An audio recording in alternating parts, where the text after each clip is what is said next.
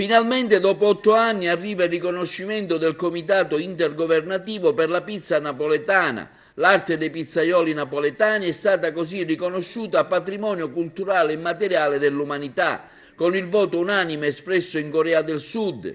Un percorso che ha superato pregiudizi di quanti vedevano l'antica arte della pizza napoletana solo un fatto commerciale e non una delle più antiche espressioni identitarie della cultura partenopea. Tra i sostenitori che si erano mobilitati da sempre a sostegno del riconoscimento anche l'ex ministro dell'Agricoltura Alfonso Pecoraro Scanio, che nel suo giro in tutto il mondo ha sensibilizzato anche la nostra Agrigento, allorquando giorno 7 marzo scorso in piazza San Pietro a San Francesco, in collaborazione con Slow Food, ospitò una serata in occasione del Mandorlo in Fiore, che celebrava allora i patrimoni immateriali dell'umanità. I presenti anche il prefetto Nicola Diomede e il maestro pizzaiolo Angelo Pezzello, che in un forno a legna fatto arrivare direttamente da Napoli all'esterno della chiesa preparò con ingredienti originali campani come la farina dell'Associazione Pizzaioli Napoletani e i pomodori di San Marzano e la mozzarella di bufala, la tradizionale pizza napoletana. Vediamo uno stralcio di quella serata.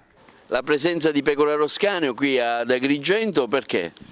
Ma perché, non solo perché sono stato invitato agli organizzatori e mi sembra una bella occasione per conoscere anche questa bellissima festa del mandorlo in fiore, anche se è un mandorlo in fiore un poco bagnato con la pioggia, e soprattutto perché poiché oggi hanno riunito qui anche le realtà del patrimonio immateriale dell'umanità di tutto il mondo, quindi una cosa molto bella, ovviamente hanno ritenuto di invitare quella che è la candidatura più popolare al mondo per una nuova iscrizione, che è l'arte dei pizzaioli napoletani, che io ho lanciato un paio di anni fa, è arrivata quasi a 1.300.000 firme da 50 paesi del mondo, è la candidatura più popolare della storia di tutte le candidature dell'UNESCO e a Seul a dicembre si deciderà, i paesi dell'UNESCO diranno sì o no. È un anno dalla candidatura ufficiale fatta dall'Italia e quindi gli abbiamo fatto portare un forno a legna che è arrivato direttamente da Napoli, un pizzaiolo che è il campione mondiale 2015 dei pizzaioli e